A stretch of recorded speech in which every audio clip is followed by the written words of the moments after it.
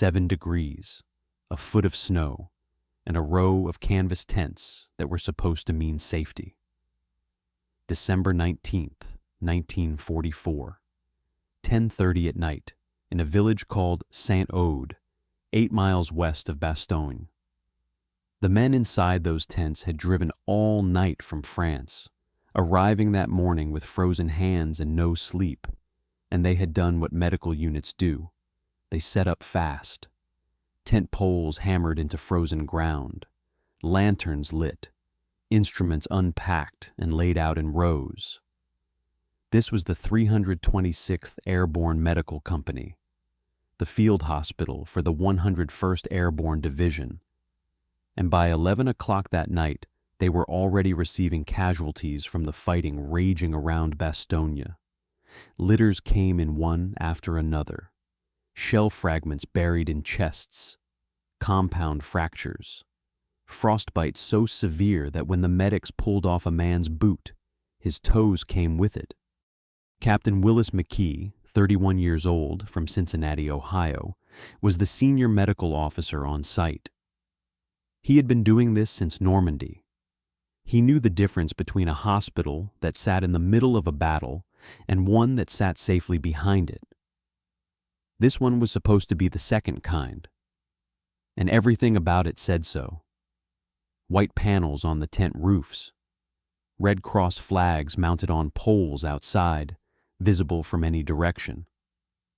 The vehicles parked in a neat row alongside the tents, each one with a large red cross painted on the hood, unmistakable, deliberate, exactly the way the rules of war required. None of it mattered. At 10:30 that night, armored vehicles from the reconnaissance battalion of the German 116th Panzer Division came rolling out of the darkness from the northeast.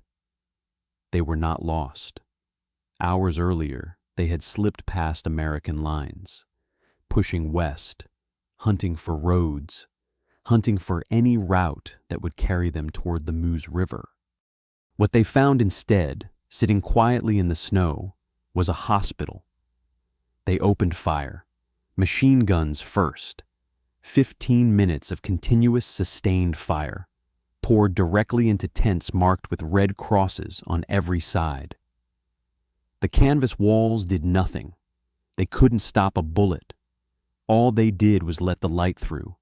Lanterns burning inside turned the tents into lit stages, and every silhouette moving behind that canvas was visible from outside. Nurses, medics, wounded men lying helpless on litters. Every shadow was a target, and the guns did not stop. Corporal Thomas Aikman, 22 years old, from Nashville, Tennessee, was carrying a litter when the first rounds tore through the tent wall beside him. The man on the litter next to his was hit instantly. Aikman went down, crawling, trying to drag his own litter behind him through the snow and the mud and the chaos. The man he was trying to save was already dead. He kept crawling anyway, because crawling was the only thing his body still knew how to do. Private First Class Henry Sullivan, 19 years old, from Rochester, New York, was standing outside when the firing started. He didn't make it. He was the only man killed in that first burst of the attack. But the word "only" doesn't carry enough weight for what that sentence actually means. He was a medic. He carried no weapon. He was 19 years old, standing beside a vehicle with a red cross painted plainly on its hood, in the one place in a war zone that was supposed to be sacred ground. By midnight, it was over. The Germans had the site surrounded.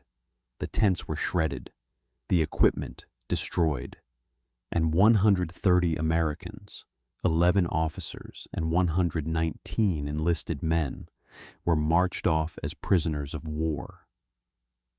That number included the doctors, the surgeons, every man the wounded paratroopers of the 101st Airborne were counting on to keep them alive. Only one officer got away. Captain Jacob Pearl, 28, from New York City, broke free in the confusion and walked back to Bastogne through the snow, alone, on foot. At the aid station of the 501st Parachute Infantry, he found the regimental surgeon and told him what had happened. The surgeon looked at him for a long moment. Then he picked up the field telephone. The message moved fast after that. By 6:30 the next morning, it had reached division headquarters. By mid-morning, it was at Corps, and within hours, it landed on a desk at 3rd Army headquarters, the desk of General George S. Patton. Patton, at that exact moment, was in the middle of the single most complicated maneuver of his entire career. 3 days earlier, at a conference in Verdun, he had told Eisenhower he could pull his entire army out of its eastward advance, pivot it 90 degrees north, and drive to relieve Bastogne within 48 hours. Every officer in that room had assumed he was bluffing. He wasn't. Right now, his staff was moving 250,000 men, and every piece of their equipment across frozen roads never built to bear that kind of weight. Artillery repositioned, supply lines bent into entirely new shapes.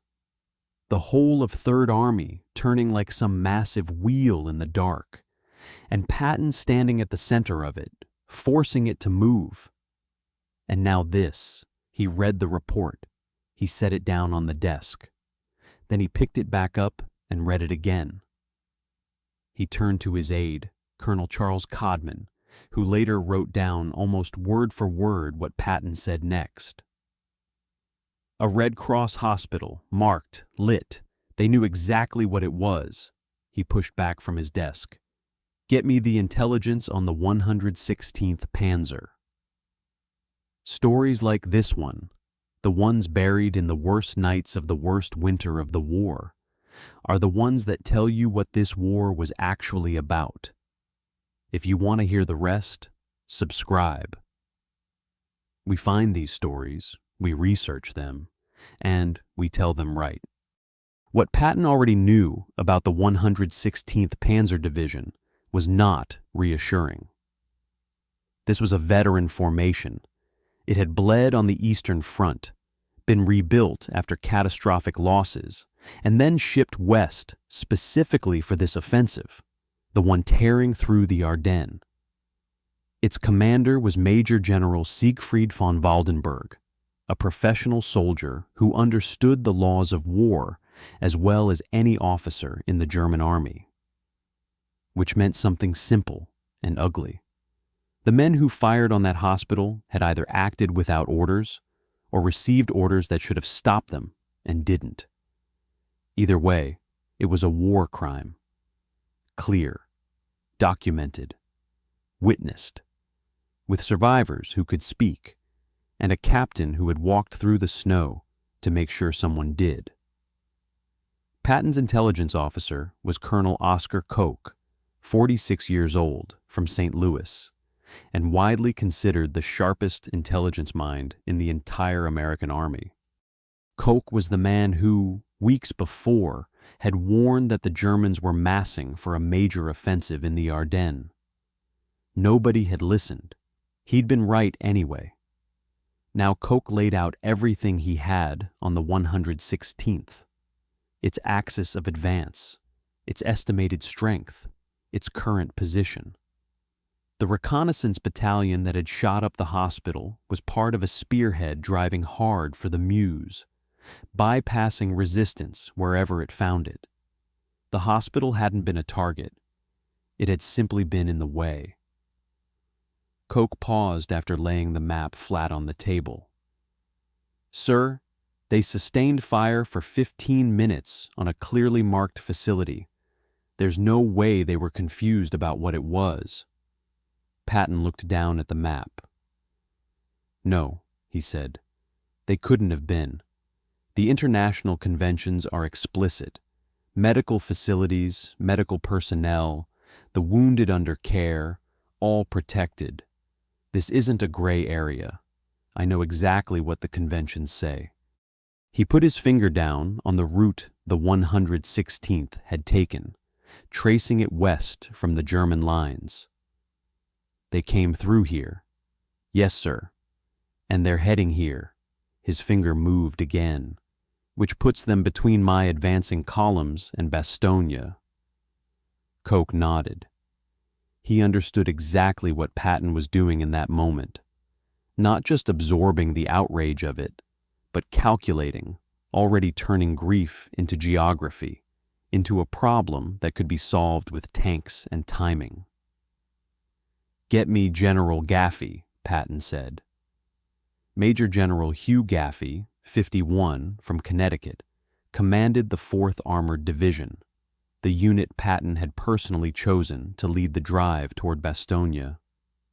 He had built the 4th Armored from the ground up and pushed it across France faster than any armored division in history. Its men were exhausted, its tanks were worn thin, but it moved when nothing else could. Gaffey arrived at Patton's command post within the hour. Patton didn't open with strategy. He opened with the hospital report, reading it aloud, all of it. Private First Class Henry Sullivan, 19 years old. 15 minutes of sustained fire. 130 prisoners, including every doctor the 101st Airborne had left. Tents marked with red crosses, burning while the guns were still firing. Gaffey listened without a word. When Patton finished, he set the report down on the table between them. "Hugh," Patton said, "I want you to understand something before we talk about the route to Bastogne." "Sir." "The men in Bastogne right now, the men we're going there to relieve, they're doing it without medical support. Their hospital is gone. Their doctors are prisoners. Their wounded are being treated in a convent and a barracks and whatever else can be found by 2 medical officers and 113 enlisted men instead of a full company." He paused. "That happened because the 116th Panzer decided a red cross painted on a tent wasn't a reason to stop shooting." Gaffey said nothing. His jaw had gone tight. "I want the 4th Armored moving tomorrow," Patton said, "and I want you to understand. We are not just relieving a siege. We are answering for what was done to that hospital. The answer is speed. The answer is not waiting. The answer is getting there before more men die because they have no surgeons." He tapped the map again. "The 116th is somewhere in this sector. Your route runs straight through the ground they're operating in. I'm not asking you to hunt them down. I'm asking you to move fast enough that they become irrelevant. I want to reach those men in that town before another night passes the way the last one did." Gaffey studied the map. 60 miles of frozen Belgian countryside stood between his division and Bastogne. 2 rivers. And whatever German formation happened to be standing in the way. "What's the weather forecast?" Gaffey asked. "Overcast, no air support." Gaffey looked up. "Sir, 60 miles in this weather without air, through 3 German formations." "I know," Patton said. "That's exactly why I'm sending you." The 4th Armored Division moved out the following morning, December 20th. But Patton wasn't finished with that hospital report, not by a long way. He sat down and drafted a formal communication to the Judge Advocate General's office and the Army's War Crimes Investigation Section. 2 pages, single-spaced. He named the reconnaissance battalion of the 116th Panzer Division by its exact designation. He described the attack in specific, unflinching detail. He cited the precise articles of the Geneva Convention that had been violated, and he demanded that the men responsible be identified for prosecution. He wasn't filing this away in a drawer. He was starting a paper trail meant to outlast the battle itself. Later, riding in the command car between forward positions, Codman asked him about it directly. "Sir, with everything happening right now, the breakout, the supply situation, is this really the moment to pursue a war crimes filing?" Patton looked out at the snow passing the window. That private who was killed, Sullivan, he was a medic. He wasn't armed. He was 19 years old, standing next to a vehicle with a red cross painted on the hood. He paused. "If we don't write it down now, it gets lost. And if it gets lost, the men who did it go home, and nothing ever happens to them." He turned from the window. "Write it down," he said, "while the witnesses are alive, while the evidence is still there. Whatever happens in the next 2 weeks, we write it down." Codman wrote it down. December the 26th, 1944. Midnight. The first tank of the 4th Armored Division broke through the German lines south of Bastogne at 16:50 that evening. 6 days. That's what it took. 6 days earlier, Patton had looked at a hospital report and told Gaffey to move 60 miles through 3 German formations, 2 rivers, frozen roads, and a sky with no room for a single friendly aircraft. The corridor that finally opened into Bastogne was only 100 yards wide, but it was open, and the first vehicles through it were not tanks. They were ambulances. Patton had ordered it that way specifically. Before any supply trucks, before any reinforcements, ambulances first. Because the men trapped inside Bastogne had been treating casualties for 7 straight days with almost no medical support left. The loss of the 326th had gutted their capability at the exact moment they needed it most.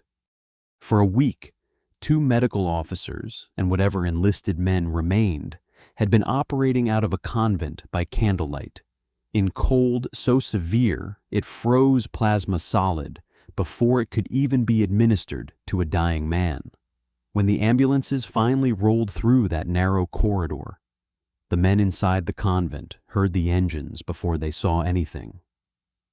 The sound was coming from the south, the direction they had been watching, praying toward for 6 days straight.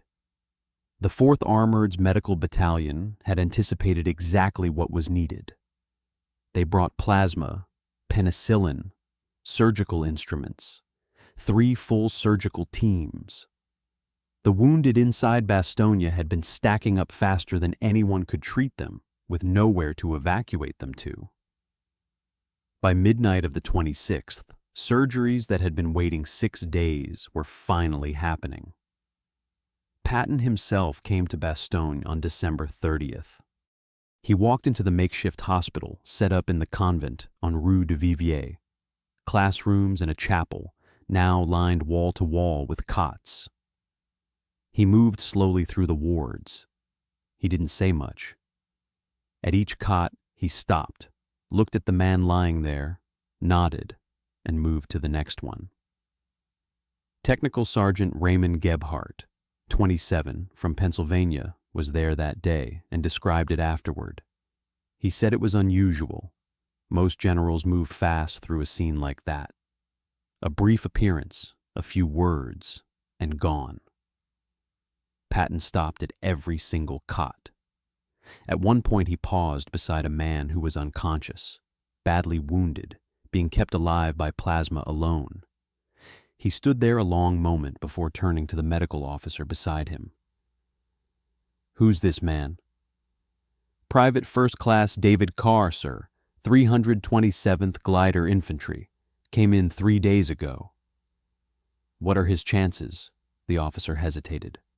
"Better now than they were yesterday, sir." Patton nodded and moved on.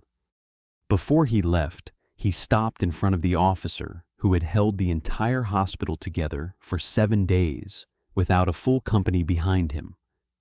Captain Gerald Pryor, 34, from Massachusetts.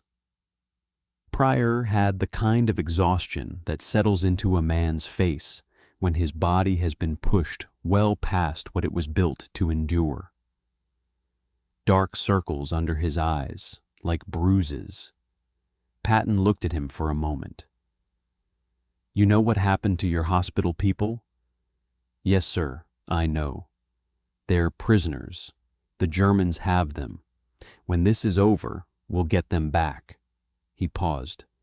"What you did here, for 7 days, with what you had, that's going to be in the record." Pryor said something that Gebhardt, standing nearby, wrote down afterward. "Sir, we just did the job." Patton looked at him. "Most men can do a job under normal conditions. What you did wasn't a job. It was something else." He didn't explain what he meant by that. He didn't need to. The war crimes investigation Patton had set in motion on December 20th began formally in January. Investigators tracked down survivors of the hospital attack as fast as they could be located. Captain Jacob Pearl, the officer who had escaped through the snow, gave a formal deposition. Corporal Aikman gave his. The after-action report from the 326th Medical Company became part of the official evidence file. The commander of the 116th Panzer's Reconnaissance Battalion was identified by name. Post-war proceedings were opened. The trail Patton had started with a single line, "Write it down while the witnesses are alive," became a permanent part of the formal record. The 130 men of the 326th Airborne Medical Company who had been taken prisoner that night were liberated when the war ended. Most of them came home. The unit itself was rebuilt and returned to service. Private First Class Henry Sullivan, 19 years old, from Rochester, New York, was the one who didn't come back.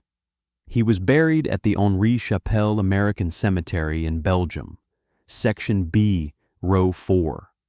His mother received a telegram in January of 1945. It would be much later before she learned the full circumstances, that her son had died standing beside a vehicle marked with a red cross in a field hospital, lit and labeled on all 4 sides, in the middle of the night. When she finally learned the whole story, she gave an interview to a Rochester newspaper in 1946. Asked what she thought when she heard what had happened, she said, "I thought about what Henry told me before he left. He said medics don't carry guns. He said their job is to be clearly unarmed, clearly marked, and to trust that the other side will respect that. He believed that." She paused.